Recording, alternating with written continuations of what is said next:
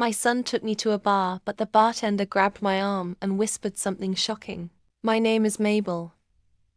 At 72, I still loved a quiet pint now and then.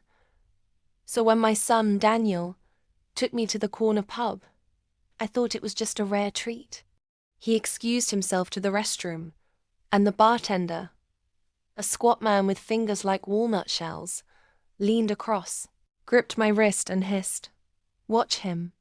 He's been taking from the old folks." Your name came up. His whisper was a white-hot coal in my palm. Taking from the old folks meant one thing: theft.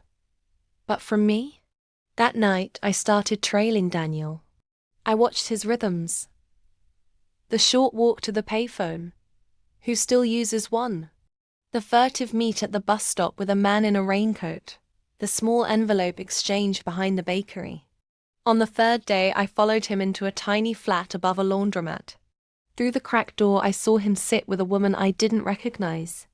She counted bills and slid a stack across the table. Daniel smiled like a thief proud of his new coin. I recorded the whole thing on my old phone. The confession came easier than I expected when I later cornered him in the park. He hadn't just been cashing my pension.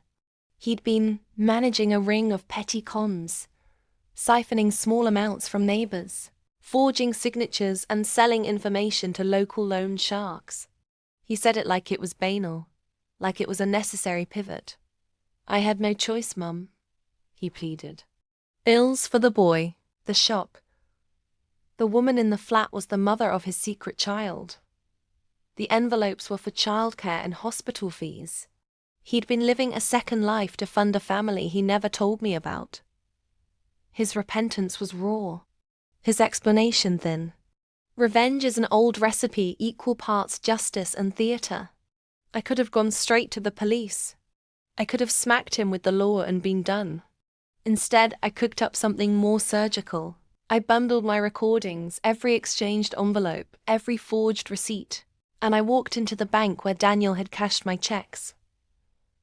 I handed them proof. The manager's face lost color. The bank froze the accounts. Auditors came. A local reporter took notes. But the twist that cracked his world open wasn't the bank. It was the pub bartender.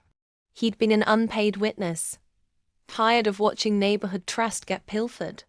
He gave me a lead to a community center that runs a second chance program. He lost his job. He lost the secret family's trust.